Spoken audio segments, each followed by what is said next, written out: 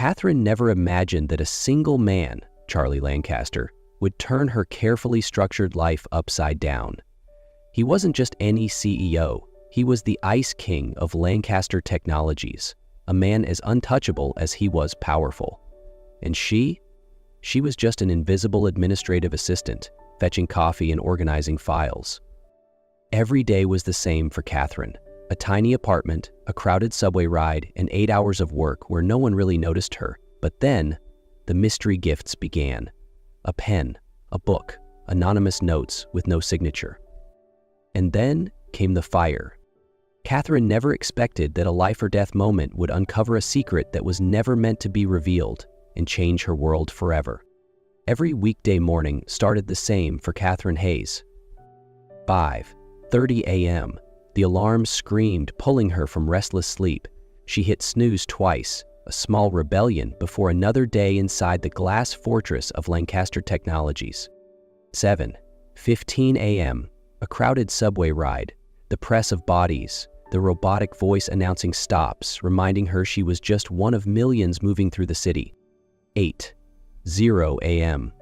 Catherine walked into the office, sterile and pristine. Like always, she went straight to the coffee machine, memorizing the complicated orders of executives, especially Charlie Lancaster's black coffee. No sugar, just a splash of almond milk. He barely acknowledged her. His sharp gaze swept over her like she was part of the office furniture, unimportant, unseen. But then, one day, something changed. A small velvet box sat on her desk. Inside, a deep blue Mont Blanc fountain pen gleamed under the fluorescent lights. She frowned. She hadn't ordered this. A folded note lay inside, written in strong, elegant handwriting. "For your words." Catherine glanced around, searching for someone, anyone, who could explain. But no one seemed to notice. Who would send this, and why? Lily, her closest friend at work, snatched the pen, eyes gleaming with excitement. "Oh my God, Catherine, this thing costs more than your rent. Do you have a secret admirer?" "It's probably a mistake," Catherine muttered, but unease curled in her stomach. But it didn't stop there. A week later, she returned from lunch to find a vintage book sitting on her desk, a rare edition of Pride and Prejudice. She stared. She had only mentioned this book once, in passing, in a casual conversation in the break room. Inside, a simple note: "Second chances exist." Her heart pounded. This wasn't just a coincidence. Someone out there knew her better than she had ever realized, and that terrified her more than anything. Then came the VIP symphony tickets, the exact concert she had sighed about when calling Lily 3 weeks ago. This time, the note read, "Beauty should be shared." Lily nearly screamed at lunch. "Catherine, someone is watching you. Who could it be?" Catherine didn't know. But what unsettled her wasn't the gifts. It was how deeply this person seemed to understand her. She started watching the handwriting of her colleagues, studying the way men grip their pens when signing documents. She became a detective in her own life, piecing together clues. And every morning, as she placed Charlie Lancaster's coffee on his desk, she wondered, was it just her imagination, or did his gaze linger on her just a little longer than before? Late at night, the office was silent. Catherine quietly gathered her things, stacking the last of the reports neatly on her desk. Most employees had gone home hours ago. The only light still shining came from the executive floor upstairs. She was about to leave when she heard a voice from the conference room, deep but lacking its usual coldness. "Charlie Lancaster." She paused. She wasn't trying to eavesdrop, but something in his tone made her stop in her tracks. Moving carefully, she approached the slightly open door. On the screen, Charlie was speaking to a group of children in hospital gowns. Some were bald, their eyes tired yet filled with excitement. "The new hospital wing will be ready next month," Charlie was saying, his voice softer than she had ever heard it, "and the equipment we ordered will arrive ahead of schedule." A little girl beamed. "Thank you, Mr. Charlie." Charlie smiled, a smile Catherine had never seen before. "No need to thank me, Ellie. Just promise me you'll get better, okay?" Catherine forgot how to breathe. This wasn't the Charlie Lancaster the world knew, the ruthless CEO with an unreadable expression. This was someone else entirely. The rumors about him suddenly made sense. A fiancé lost in an accident, a broken family. The years he disappeared from the public eye, people assumed he had been building his empire. But now, Catherine understood. He had been helping those who had no voice. She stood frozen. Charlie Lancaster wasn't heartless. He had simply mastered the art of hiding his heart from a world that never bothered to look deeper. When the call ended, Charlie sighed, rubbing his temples. A moment of rare vulnerability, his mask slipping for just a second. And then, his gaze lifted, locking onto hers. Silence stretched between them. Catherine felt her heartbeat stutter. Charlie didn't speak. He simply looked at her, long enough that she felt like he was deciphering every thought in her mind. Then, as if making a decision, he stood up and walked toward her. "I thought everyone had gone home," he said, his voice measured. Catherine had no idea what to say. But she knew, from this moment on, she would never look at him the same way again. 11:27 p.m. Catherine stared at her computer screen, exhaustion settling deep in her bones. The final edits on Charlie's presentation were nearly done. The shareholder meeting was in the morning, and it had to be perfect. The office was nearly deserted, the only light coming from her screen and a few dim hallway bulbs. The silence felt unnatural, like she had stepped into an empty world where she was the last one left. Then she smelled it. A faint, acrid scent in the air. Catherine frowned. She stood up, stepping outside her office, and her stomach clenched. Smoke.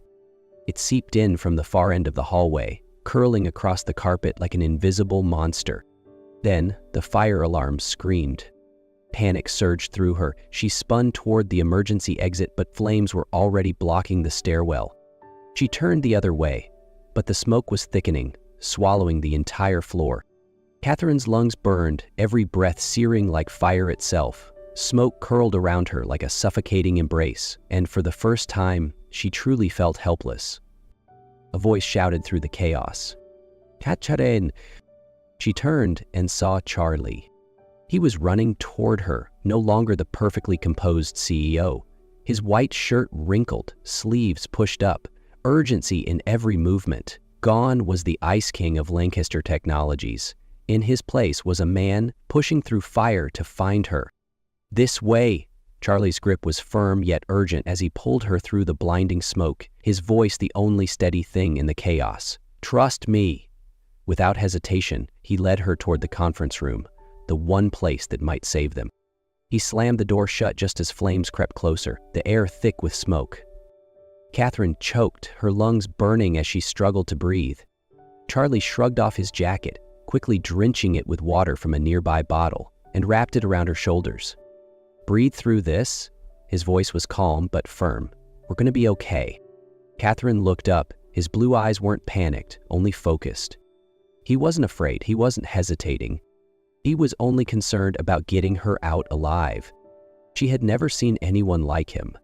Then Charlie spoke again, and his words hit her harder than the fire ever could. "The gifts, they were all me." Catherine's breath caught. "The pen, the book, the symphony tickets." His voice was hoarse from the smoke.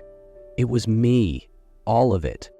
Outside, sirens blared, red lights flashing against the glass. Catherine felt her world tilt.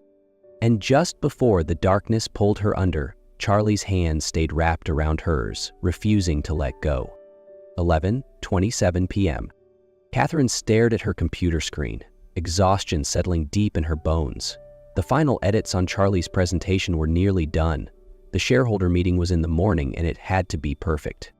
The office was nearly deserted, the only light coming from her screen and a few dim hallway bulbs. The silence felt unnatural, like she had stepped into an empty world where she was the last one left. Then she smelled it. A faint, acrid scent in the air. Catherine frowned. She stood up, stepping outside her office, and her stomach clenched. Smoke. It seeped in from the far end of the hallway, curling across the carpet like an invisible monster. Then the fire alarm screamed. Panic surged through her. She spun toward the emergency exit, but flames were already blocking the stairwell. She turned the other way, but the smoke was thickening, swallowing the entire floor. Catherine coughed violently, heat licking at her skin. She was trapped. A voice shouted through the chaos. "Catherine!" She turned and saw Charlie. He was running toward her, no longer the perfectly composed CEO. His white shirt wrinkled, sleeves pushed up, urgency in every movement. Gone was the Ice King of Lancaster Technologies. In his place was a man pushing through fire to find her. "This way!" Charlie grabbed her wrist, pulling her toward the large conference room, the one with fireproof doors. He slammed the door shut just as flames crept closer, the air thick with smoke. Catherine choked, her lungs burning as she struggled to breathe. Charlie shrugged off his white shirt wrinkled, quickly drenching it with water from a nearby bottle, and wrapped it around her shoulders. "Breathe through this." His voice was calm but firm. "We're gonna be okay." Catherine looked up. His blue eyes weren't panicked, only focused. He wasn't afraid, he wasn't hesitating. He was only concerned about getting her out alive. She had never seen anyone like him. Then Charlie spoke again, and his words hit her harder than the fire ever could. "The gifts, they were all me." Catherine's breath caught. "The pen, the book, the symphony tickets." His voice was hoarse from the smoke.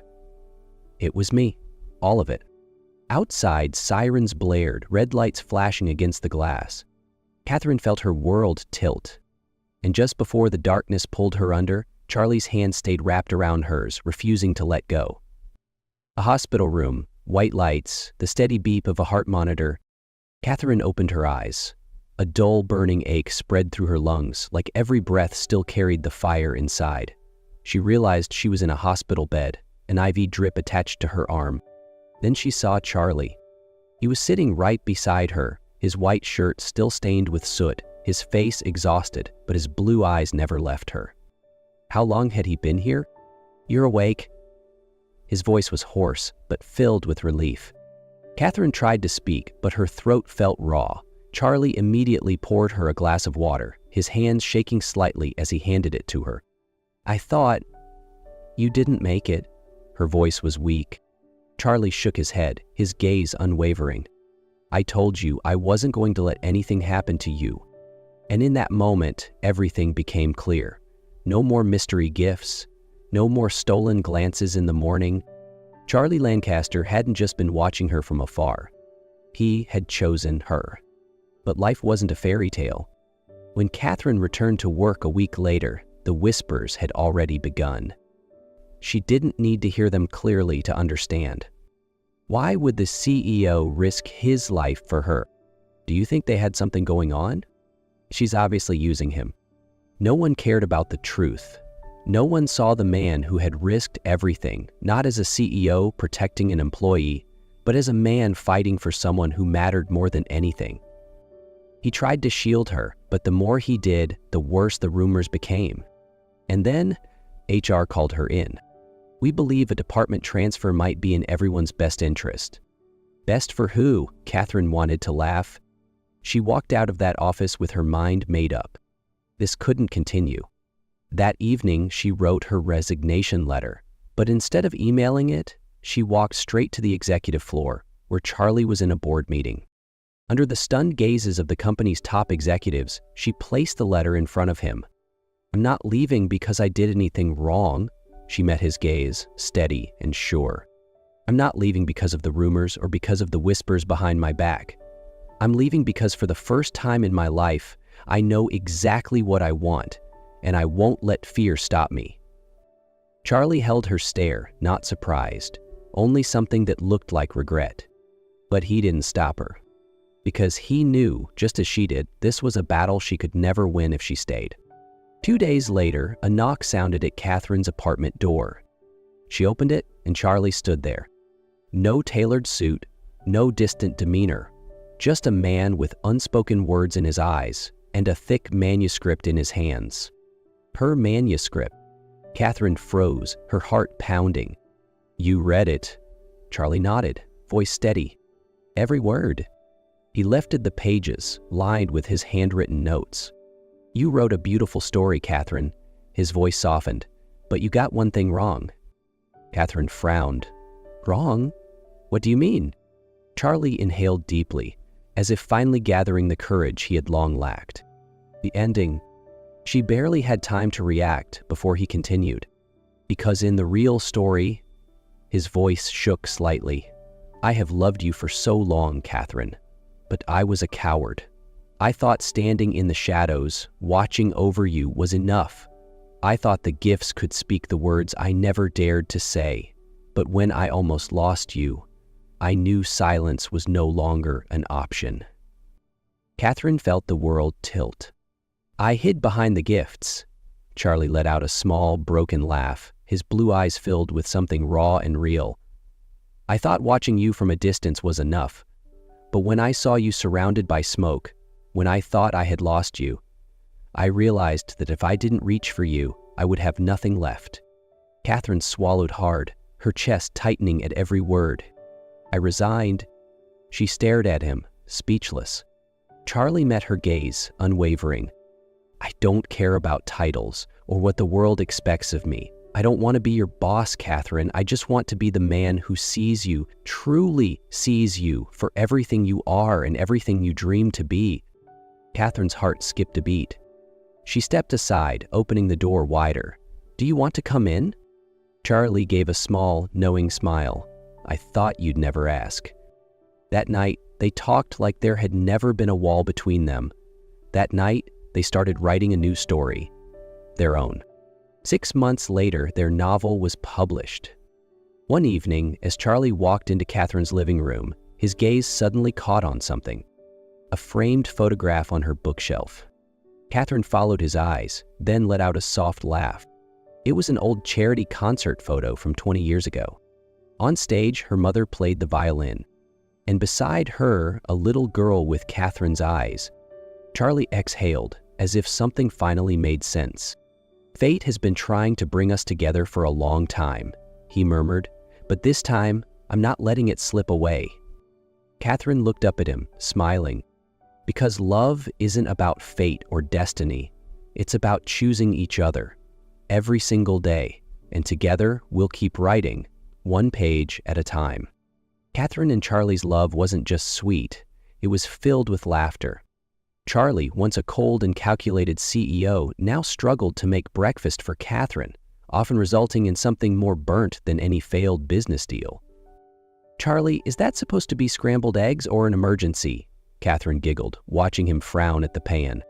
"I can run a company, Catherine, but I can't run a frying pan." On the other hand, Catherine wasn't much better when she tried to teach Charlie yoga to help him relax. "This pose is supposed to release tension." "Catherine, I'm not tense, but I think my spine is about to snap." Between romantic nights and ridiculous moments, they both knew they had found the perfect person to spend forever with. 1 year later, Catherine never imagined she would stand in a room filled with candlelight, her heart pounding, as the man before her knelt down, a ring in his hand. Charlie took a deep breath, as if, despite once being a powerful CEO, this was the hardest thing he had ever done. "Catherine Hayes?" His voice was steady, his blue eyes locked onto hers. "I spent too long hiding how I felt, but from the moment I almost lost you in that fire, I swore I would never let that happen again. You are not just the woman I love. You are my partner, the person who showed me that life isn't just about numbers and strategies, but about small, priceless moments." Charlie opened the box, a simple but elegant diamond ring. "So, I ask you, will you continue writing this story with me? Will you be my wife?" Catherine laughed softly, tears glistening in her eyes. "Of course, yes," Charlie grinned, standing up and pulling her into his arms, as cheers and applause erupted around them. A sunny day, a chapel filled with white roses. Catherine walked down the aisle, her father by her side, but her eyes were only on one person, Charlie, waiting at the end, his blue eyes filled with nothing but love. When her father placed her hand in his, Charlie held it tight, making a silent promise that he would never let go again. "From today, we start a new chapter together." And as they kissed for the first time as husband and wife, Catherine knew this was the most beautiful chapter yet. 3 years later, Their cozy beachside home was filled with laughter. Charlie sat on the living room floor, his once crisp suits replaced by a rolled-up shirt and soft, adoring eyes as he held their twin daughters in his lap, Emma and Lily, their little princesses. Catherine leaned against the doorway, smiling as she watched her husband play with their daughters. "Daddy, read us a story." Emma, with the same deep blue eyes as her father, pouted. "Tell us the love story about you and Mommy," Lily, the mischievous one, giggled. Charlie glanced at Catherine, his eyes twinkling. "Our love story? All right, but you should know, your mother wrote it." Catherine laughed, stepping forward to sit beside them, wrapping all three in her arms. In that moment, she knew she had everything, and the story they had written together would continue forever.